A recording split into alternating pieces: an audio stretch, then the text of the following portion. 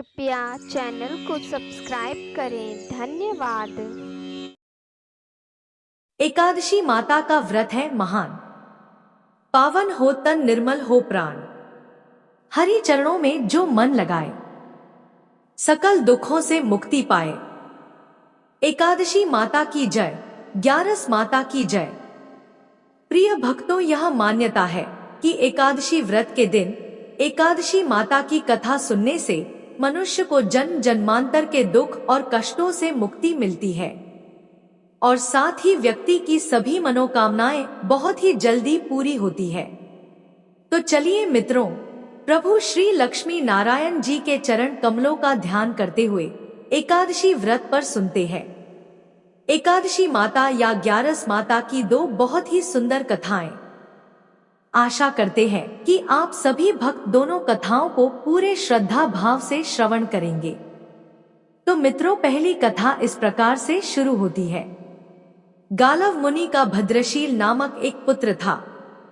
भद्रशील ने बाल्यावस्था से ही एकादशी माता का व्रत पूजन आरंभ कर दिया था।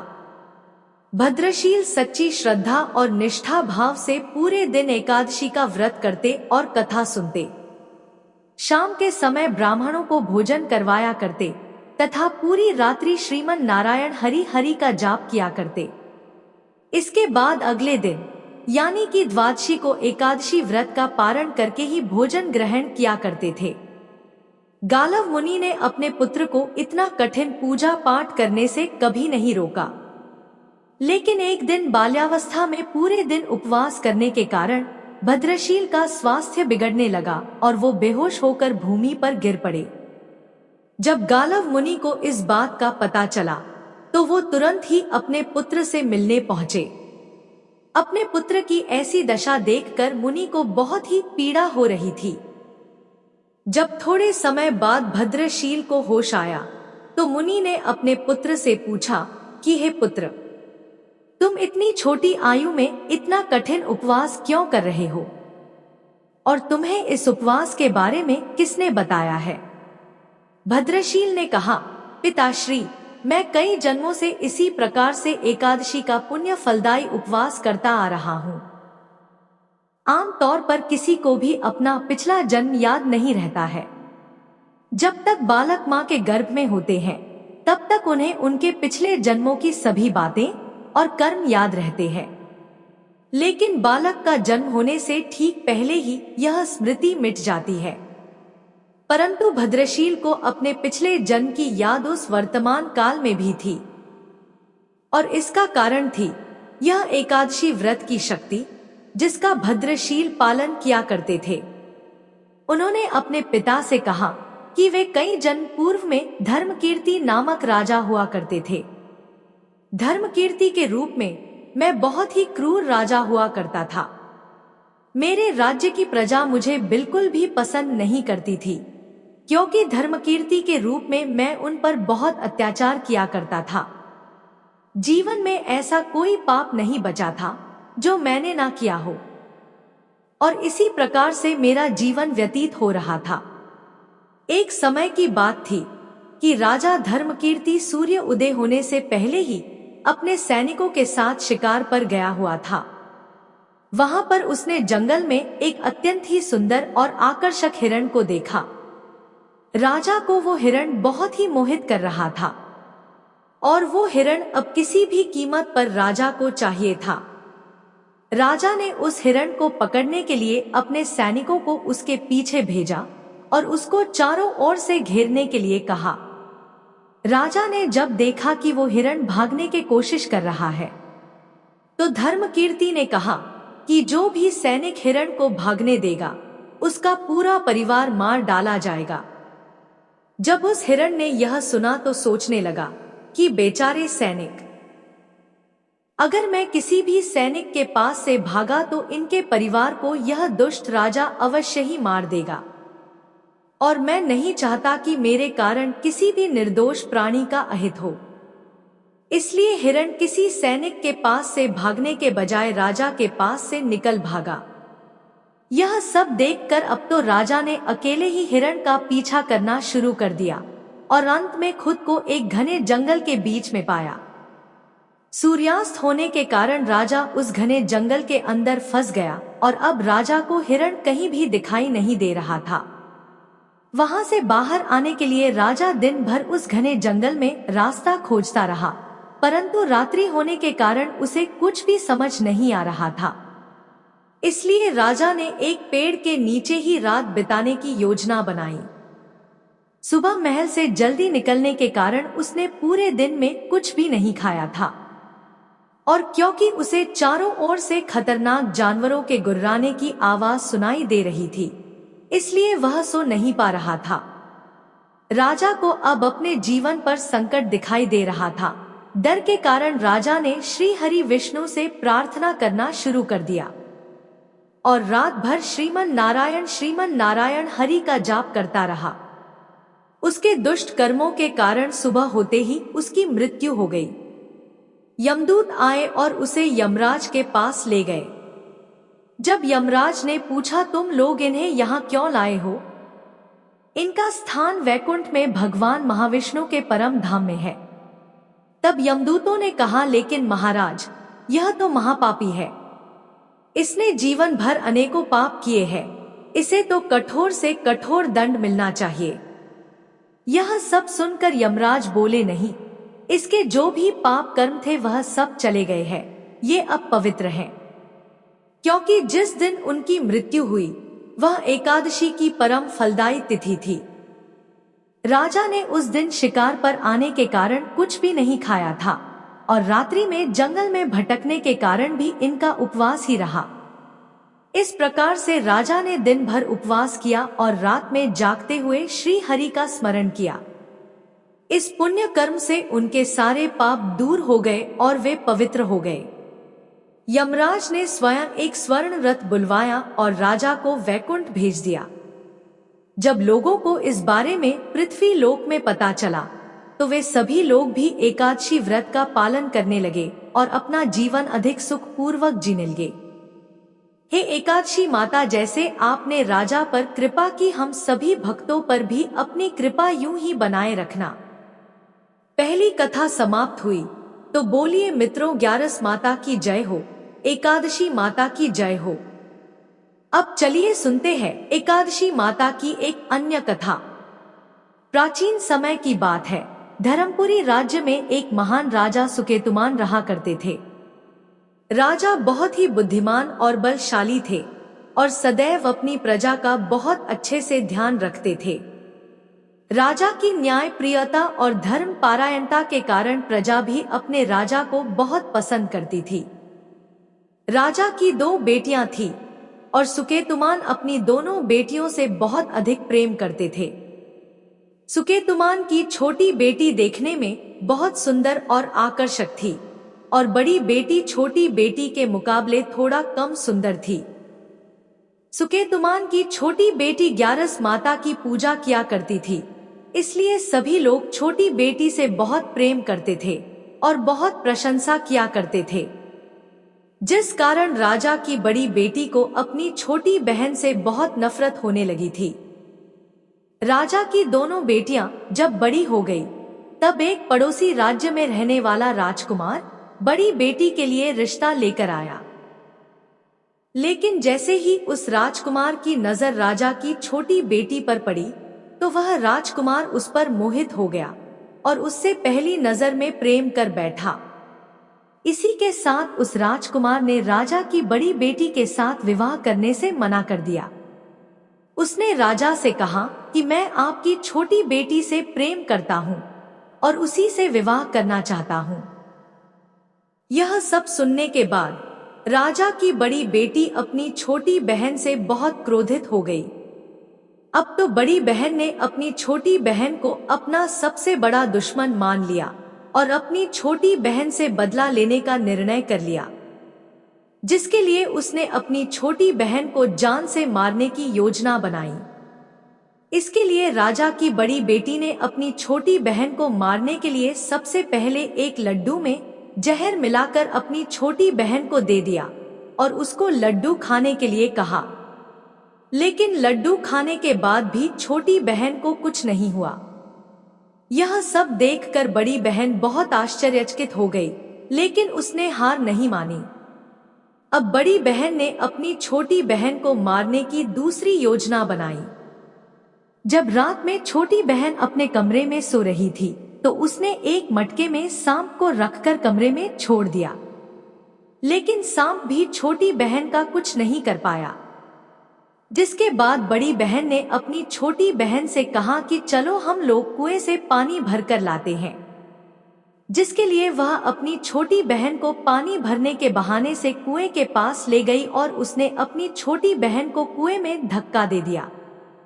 लेकिन छोटी बहन को तब भी कुछ नहीं हुआ, क्योंकि हर बार ग्यारस माता उसकी रक्षा कर रही थी। उधर बड़ी बहन अपने सारे प्रयासों के बाद भी असफल हो रही थी, जिससे वह बहुत क्रोधित होती जा रही थी।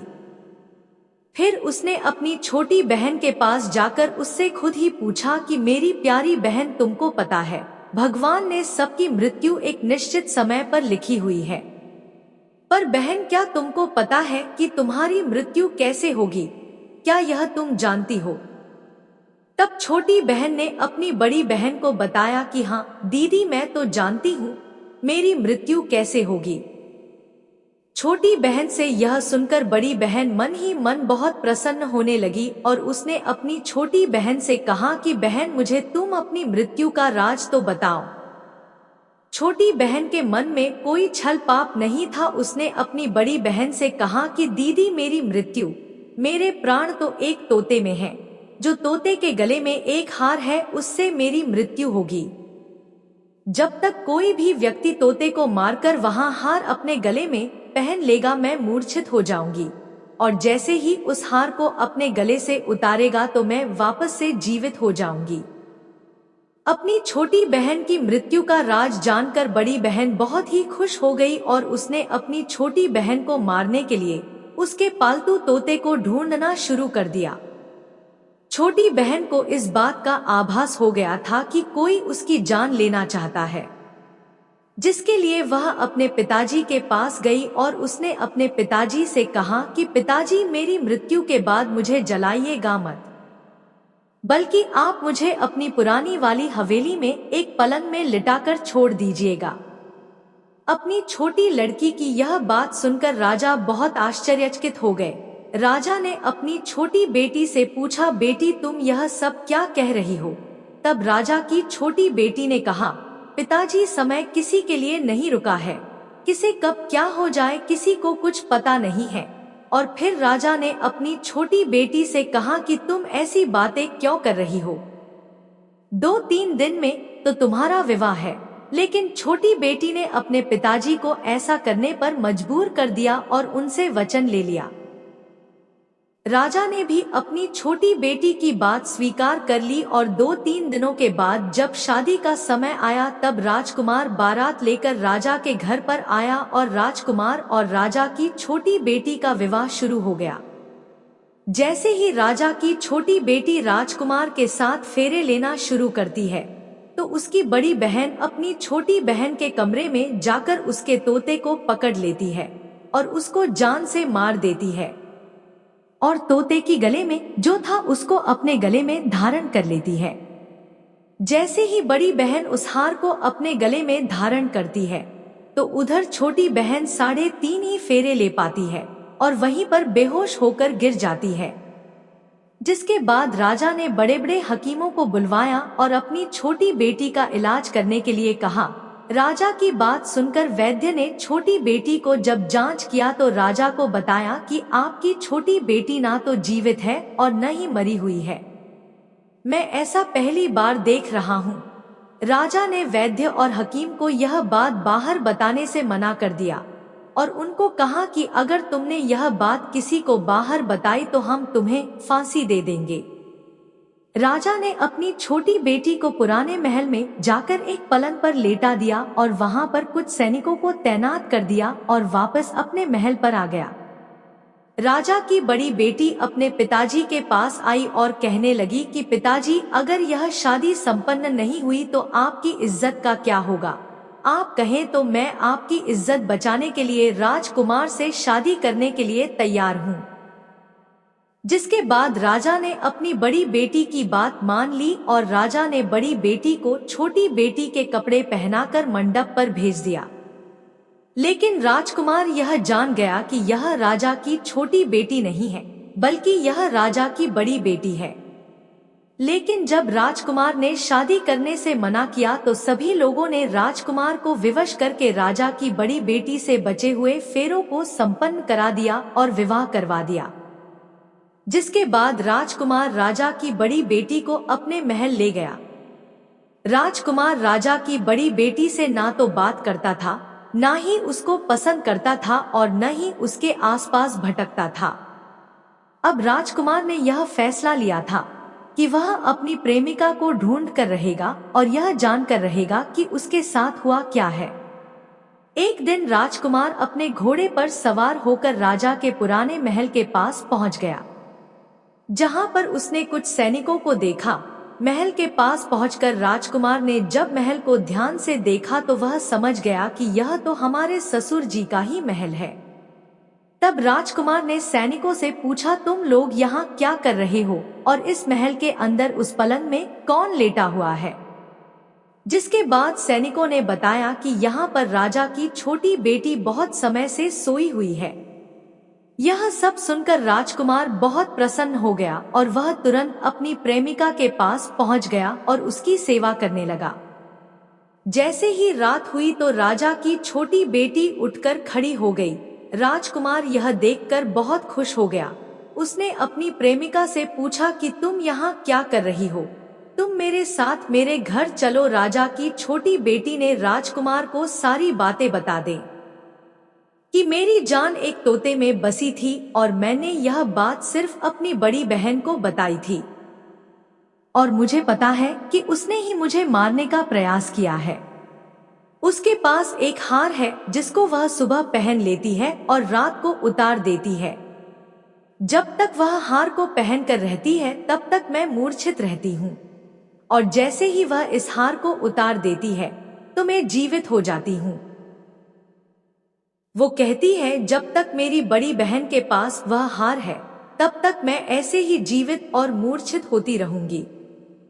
अगर मेरी बड़ी बहन के पास जो हार है वह मेरे हाथ में लग जाए तो मैं हमेशा के लिए जीवित हो जाऊंगी।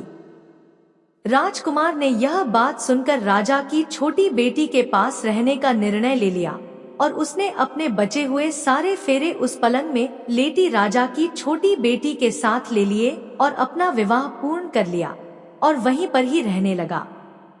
देखते ही देखते कुछ समय में राजा की छोटी बेटी और राजकुमार की पत्नी पेट से हो गई।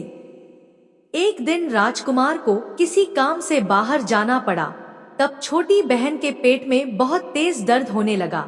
उसने ग्यारस माता का आवाहन किया, जिसके बाद वहां पर ग्यारस माता प्रकट हुई और उन्होंने अपने भक्त के दर्द को दूर किया और उसे एक पुत्र की प्राप्ति करवाई।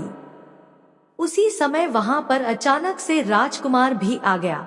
राजकुमार ने ग्यारस माता को देखा तो वह आश्चर्यचकित हो गया और उसने तुरंत माता को प्रणाम किया और ग्यारस माता ने राजकुमार से कहा कि जब तुम्हारा पुत्र 5 वर्ष का हो जाए तो तुम अपनी पत्नी का हार लाकर इसके गले में डाल देना। और देखते ही देखते राजकुमार और राजा की छोटी बेटी का पुत्र 5 वर्ष का हो जाता है।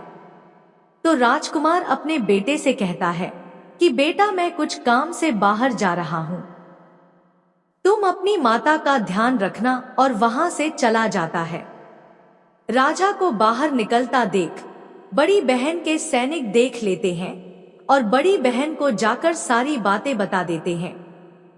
जिसके बाद बड़ी बहन अपनी छोटी बहन के पुत्र को वहां से उठवा लेती है और उसको मरवा देती है और छोटी बेटी के पुत्र के 2 टुकड़े करवा देती है।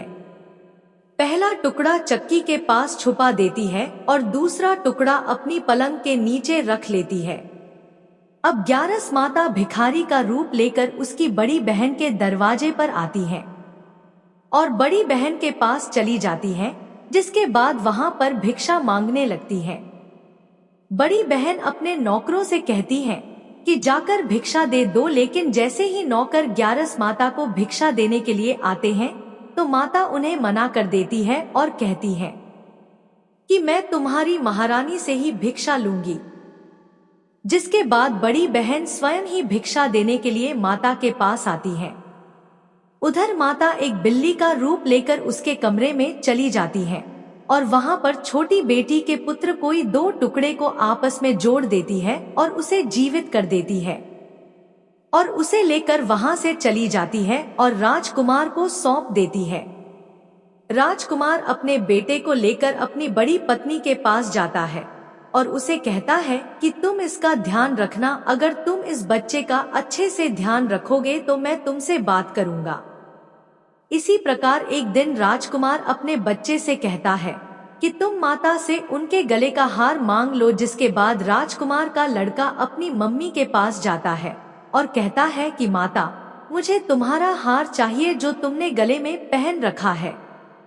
यह सुनकर पहले तो बड़ी बहन बहुत क्रोधित होती है, पर उसको यह याद आता है कि राजकुमार ने कहा था कि अगर मैं इस बच्चे का ध्यान अच्छे से रखूंगी तो वह मुझसे बात करेंगे, जिसके कारण वह हार को उस बच्चे को दे देती है। वह बच्चा तुरंत ही उस हार को ले जाकर अपने पिताजी को दे देता है और तभी राजकुमार अपने बेटे को लेकर वहां से जाने लगता है और अपनी पत्नी से कहता है कि तुम हमारे लिए खाना बनाकर रखना, मैं शाम को आकर तुम्हारे साथ खाऊंगा। और वह अपने बेटे को लेकर वहां से चला जाता है। जिसके बाद वह राजा के पास जाता है और उनको सारी बातें बता देता है। राजा अपनी बड़ी बेटी की यह कटु कर्म सुनकर बहुत क्रोधित होते हैं और उसे सजा सुनाता है और अपनी परवरिश पर ही दोष देने लगते हैं और राजकुमार को अपनी छोटी बेटी के साथ रहने के लिए आदेश देते हैं। कथा समाप्त हुई।